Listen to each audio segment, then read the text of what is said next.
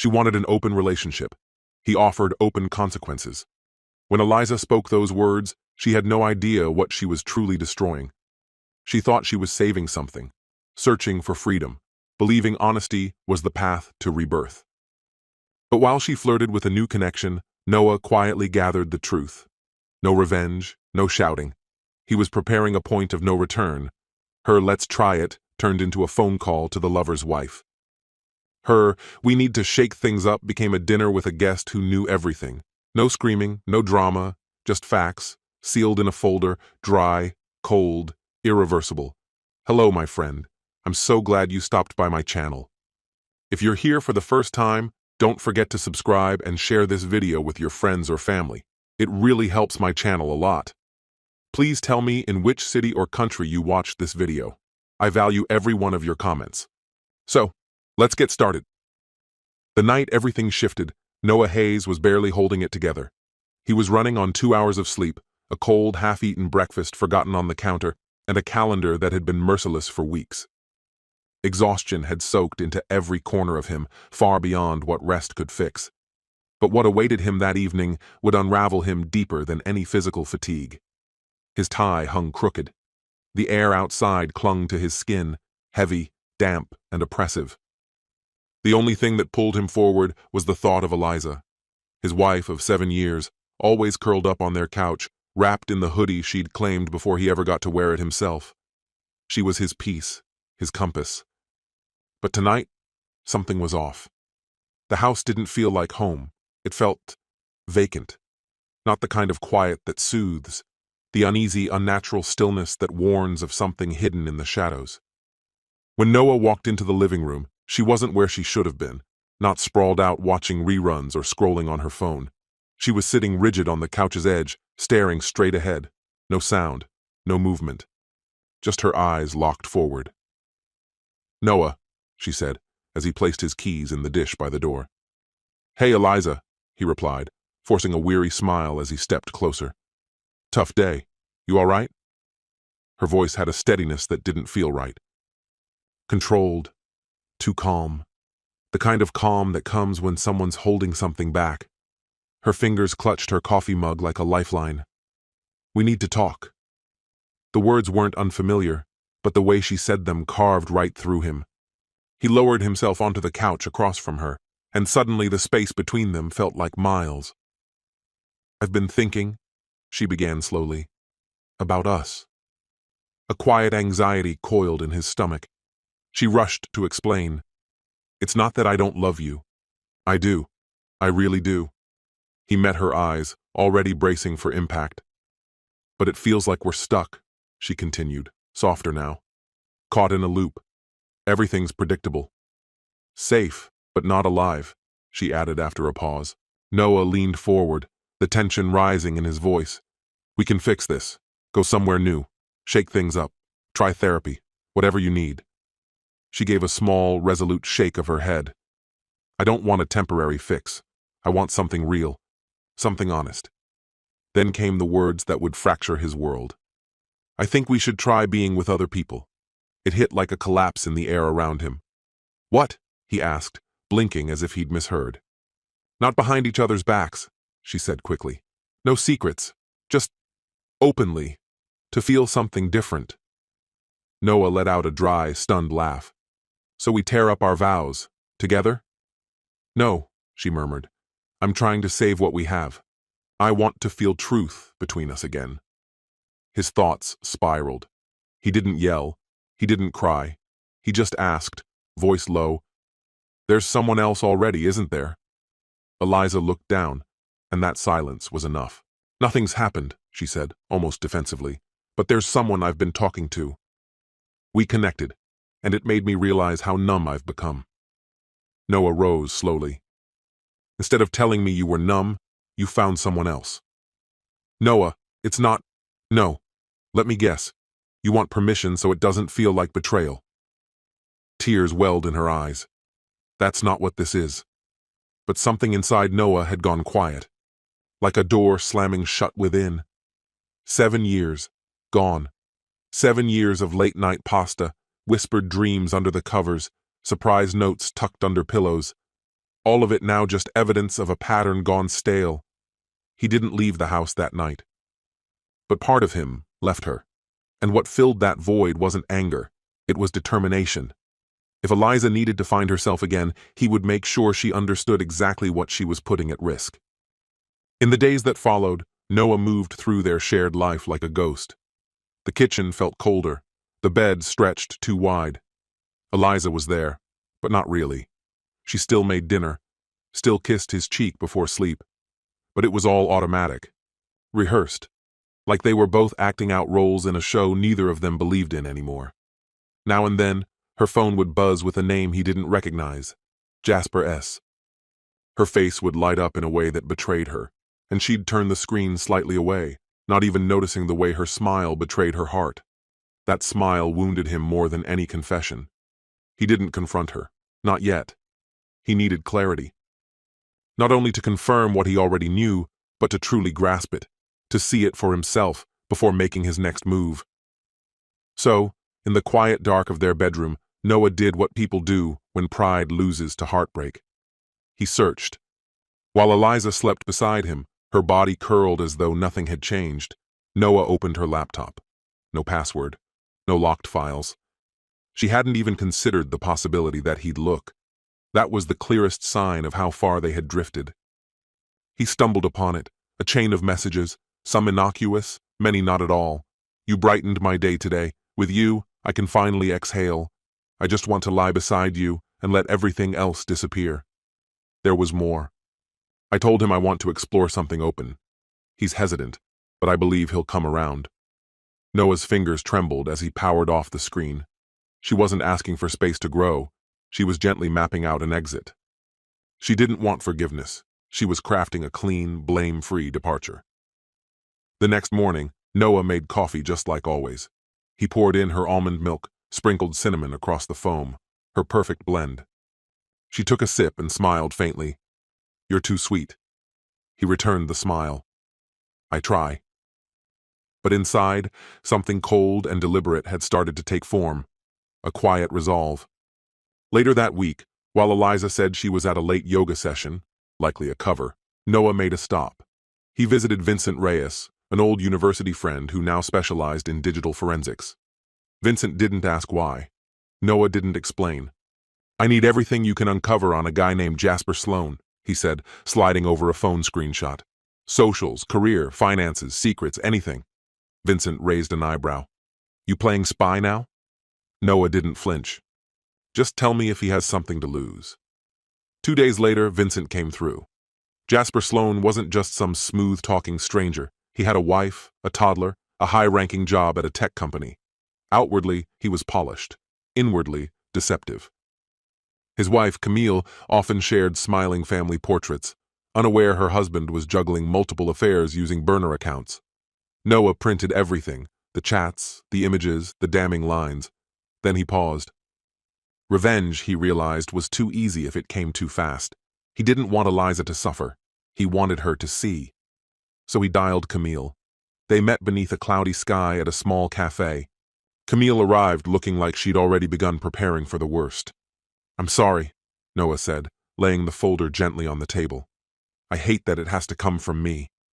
With trembling hands, Camille opened it. Photos, messages, intimate fragments no outsider should ever see. Her face paled, her breath caught, but she didn't cry. A silence stretched between them. Thank you, she whispered at last. I deserve more. Noah gave a solemn nod. So do I. That evening, he came home to Eliza, humming in the kitchen, slicing vegetables like everything was untouched. On the surface, it was, for now. But the illusion wouldn't hold. He sat down, his voice steady. How about dinner out on Friday? Eliza looked up, surprised. Really? He smiled. Yeah, let's do something different. Because he no longer cared about saving the past. He was building something new, grounded in truth, and a vengeance free of rage. Just timing. Friday arrived, cloaked in a cruel symmetry. Eliza glowed with hope. She tried on several outfits, messaged Amber that things were finally improving. She curled her hair, dabbed on perfume she hadn't touched in months, and played the same playlist they'd used at their wedding. Noah stood in the hallway, watching. That playlist. The same soundtrack she'd once used while exchanging secret messages. But tonight, she believed they were healing, reconnecting.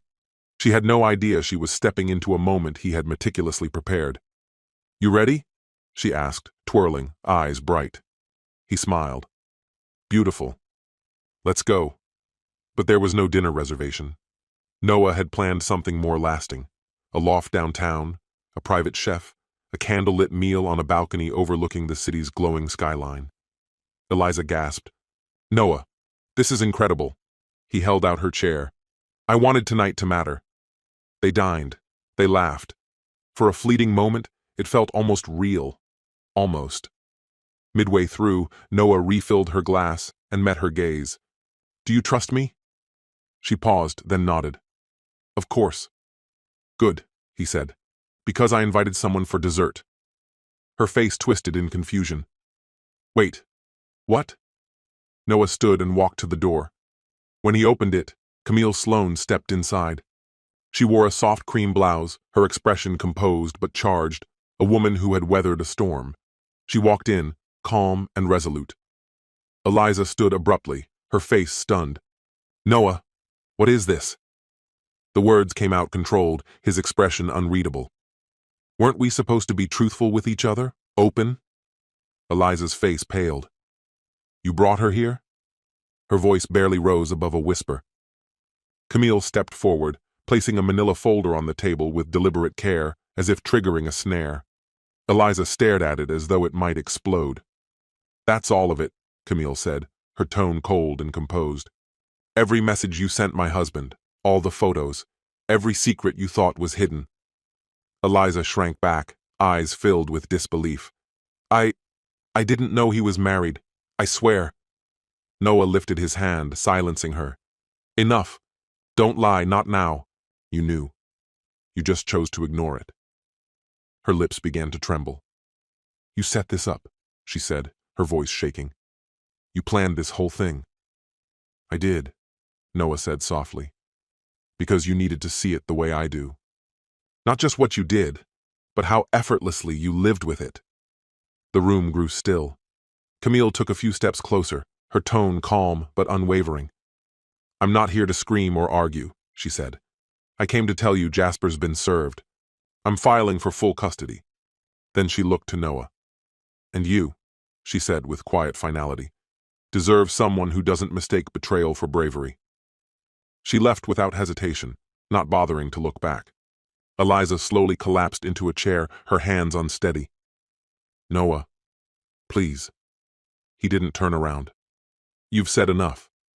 He walked to the window, gazing out over the skyline. "I begged you to open up, to fight for us. Instead, you created an illusion with a man who already belonged to someone else." Tears streamed down her cheeks. "I never wanted this to happen." "No," he replied. "You just never thought it would catch up with you." Her sobs deepened. "I was lost. I needed to feel alive again. And now all that's left is guilt," he said evenly. Then, turning to the door, he opened it slowly. "You can stay here tonight. But by morning, I want you gone." That night, Noah slept alone in the guest room. But for the first time in months, he slept without unrest. Eliza cried herself to sleep in the bedroom that once felt like home. Outside, the city lights shimmered, untouched by their collapse. Noah lay quietly, no longer burdened by the ache of inadequacy. He understood now. It was never about what he lacked. It was about what she was willing to destroy. As morning crept in, soft and colorless, Eliza stood wrapped in a blanket at the window, watching a city that now felt unfamiliar. Her suitcase rested near the door, partially open, forgotten. She hadn't closed her eyes all night. Her eyes were swollen. Her phone buzzed relentlessly. Jasper. 27 missed calls, 15 unread messages. She didn't reply. Couldn't. The weight of last night bore down, revealing not just the affair, but the total wreckage it had wrought. Noah appeared, dressed with a duffel bag slung over his shoulder. She turned to him, her voice fragile. "Noah, can we please talk?" He didn't pause. "There's nothing left to discuss." "I know I broke everything," she said, her voice cracking. "I was selfish. But you can't just walk away from 7 years. At the doorway, he finally looked back. You're wrong, Eliza. You walked away. I just stood by and watched you do it. Tears spilled down her cheeks. I was drowning. I didn't know how to ask you for more. I would have given you more, he said, his voice rising for the first time. All you had to do was reach out to me. Instead, you reached for someone else. He turned again, hand on the doorknob. Where will you go? She whispered. He met her eyes with a calmness she hadn't seen in ages. Forward.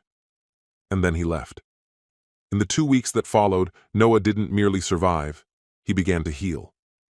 He moved into Vincent's spare room above the garage, took a break from work, returned to the gym, picked up journaling again. The fog began to lift. And then he messaged Samantha Blake, an old friend from grad school who now ran a local arts nonprofit. They met for coffee, then dinner, and then again. She didn't pry, didn't rush. She simply listened.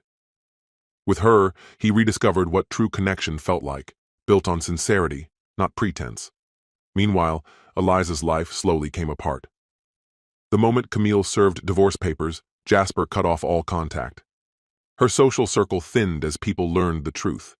Even her parents, when she tried to explain, responded with soft, disappointed words. You had someone who loved you. What had he been thinking? Eliza had tried Noah's number 3 separate times. Each call rang unanswered. It wasn't cruelty on his part. He was simply empty, drained beyond the ability to respond. One evening, she showed up at the apartment above Vincent's garage. Her face was puffy from tears, her voice wavered, and she gripped a single envelope as if it were keeping her upright. Samantha answered the door. Eliza stopped in her tracks. Oh, I didn't realize anyone else was... Samantha gave her a calm, cordial smile. He's not in, but I can give him the letter. Eliza hesitated. I'd rather wait. The smile on Samantha's face didn't waver. That's not really up to you anymore, is it? The words landed with a quiet finality. Eliza's expression tightened before she gave a faint nod. You're right. She handed over the envelope and turned away without another word. Inside was a single sheet of paper. Noah, I'm not asking you to forgive me. I'm not sure I deserve that. But I need to say this. I didn't betray you because something was wrong with you. I did it because something was broken in me. You gave me love, stability, and loyalty, and I mistook that for a prison. You didn't fail me. I failed you. If there's ever a path forward, even as friends, I'd be grateful. But if not, I understand. Eliza Noah read the letter that night, and he wept. But not because he longed for her return. He cried because, at last, he saw the truth clearly. She had begun to leave long before her footsteps ever followed. It was a quiet Sunday morning in late November when Noah woke up and found that she hadn't crossed his mind at all. Soft light streamed through sheer curtains, golden and warm. For the first time in ages, he didn't instinctively reach for his phone, hoping for a message that never came. His chest felt still, no ache, no imagined weight beside him under the covers. Just calm, and the sound of Samantha Blake humming from the kitchen. He stared at the ceiling for a while. It had taken everything to get to this peace. 6 months of silence. Half a year spent writing until the words became a purge. Dozens of therapy sessions, raw and unforgiving. A whole season of dismantling the myths he'd built around love. In time, he came to learn, true love isn't silence masquerading as peace. It's not shrinking yourself so someone else can stand taller. It's showing up, over and over, even on the days it hurts. From the kitchen, Samantha's voice floated through the air, light and teasing. Coffee or tea today, Professor? He smiled at the nickname. She often joked about his relentless grammar corrections. Coffee, he answered. Always coffee. He swung his legs over the bed and stepped onto the cool floor. The apartment was simple, modestly decorated, but it offered what his former home never could. Freedom. The freedom to speak honestly. The freedom to stop pretending. The freedom to take up space without apology. Samantha handed him a mug, her fingers brushing his with quiet intentionality. There was no explosive chemistry between them, no sudden sparks, but something deeper had begun to grow, a gentle familiarity, a trust slowly unfolding, a rhythm that felt steady and real. Noah no longer craved the fire. He needed truth. Meanwhile, across the city, in a cramped apartment where the smell of old cardboard still lingered, Eliza sat by herself. Life had dulled to a mechanical routine. The rooms were hushed. No laughter, no late-night conversations. Her phone remained mostly silent. Jasper? He vanished the moment his divorce became official. Eliza had prepared herself for shame, maybe even rage, but she hadn't prepared for how replaceable she would feel. To Jasper, she'd been a convenient escape. To Noah, she'd been everything. Now, to both of them, she was a leftover memory. She scrolled through her photo album again, something she'd done far too many times. One image gave her pause. She and Noah, laughing in Central Park, mid-fall, leaves swirling around them. He was looking at her with a kind of joy she hadn't seen since. That was before she sabotaged his trust, searching for something she couldn't define. Before she chose the thrill of running over the steadiness of staying. Before she gambled everything and ended up with nothing. Tears gathered, slow and cold. Not furious tears, just tired ones. The kind born from the acceptance that some wounds aren't meant to heal. She had sent one final message. He never replied. Now she knew why. He never would. Because not all bridges collapse in fire. Some simply rot from neglect. Then came a crisp December morning. She had stepped out for groceries, hoodie pulled tight, face bare, movements weary. A woman still trying to escape the choices that had caught up to her. And that's when she saw them. Noah, walking beside Samantha, their hands entwined. He looked well, strong, confident, his posture upright, his face composed, a quiet smile playing on his lips as he listened to whatever Samantha was saying. He wasn't hiding anymore. He seemed light, unencumbered, fully here. And just as they passed her by, he laughed, head tilted back, easy and genuine, just like he used to when he was hers. That was the moment she knew, truly knew. He had let go, and she hadn't. She hadn't just lost the man she remembered. She'd lost the person he became while she was gone. Hidden behind stacked crates of fruit, she stood still, breath caught in her chest, crushed beneath the realization. The tears didn't come. Crying would have required a strength she no longer had. It wasn't some loud confrontation or dramatic fallout that stayed with her. Noah didn't need to raise his voice or make a scene to deliver his message. His response was measured, almost graceful. He had let go. He had found his way forward without looking back. He had given his heart to someone who listened with kindness and never made him feel small. Someone who never asked him to shrink just to keep the relationship afloat. That's the most devastating kind of aftermath, when the person you wronged doesn't retaliate, but instead builds a richer, more vibrant life that no longer includes you. Weeks blurred into months. Noah remained silent. There was no reply to her final letter, no messages during the holidays, not even the thoughtful handwritten cards he once sent without fail. The quiet persisted, not cold, not cruel, just final. Eliza began the slow, aching process of piecing herself together. It's what the heartbroken eventually do, but everything felt counterfeit. Every new bond felt fragile. Every burst of laughter sounded rehearsed. Because deep down, she knew what she had lost. People like Noah Hayes are uncommon. They remain steady. They show up when it counts. They love generously and ask only for truth in return. And when someone like that walks away because of your mistakes, you don't get a second try. In the meantime, Noah's life kept moving forward. Eventually, he and Samantha shared a home. There was no rush, no checklist, just an unspoken ease that this was right. They found their own rituals, slow walks at the Sunday market, quiet nights with old jazz playing, sweet notes on the fridge. Noah didn't harden. He matured. He came to understand what was worthy of his effort and what no longer was, even if memories lingered. Because peace, he realized, isn't only the quiet after pain. It's the clarity of knowing your worth, drawing lines where needed, and living honestly.